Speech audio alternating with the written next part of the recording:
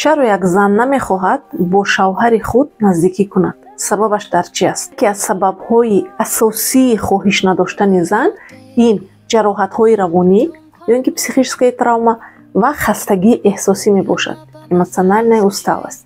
ин зан хаста шудагӣ аст аз фишорҳо, аз интизориҳо, аз оне ки ҳамеша дар ҳама ҳолатҳои зиндагии худашро гунаҳгор ҳис мекунад, аз таҳдидҳои шавҳар, аз рӯзғор хаста шудагӣ аст, аз оне ки ин занро касе намешунавад. вақте ки зан эҳсоси амният, муҳаббат ва ҳимоят намекунад, хоҳишҳои наздикӣ дар ӯ мемирад.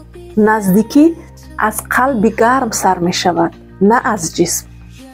агар ту худатро дар ин видео шинохтӣ, пас обуна шав ба саҳифаи. дар роликҳои баъдӣ ман мефаҳмонам ки чӣ кор кардан дар ҳамин гуна ҳолатҳо.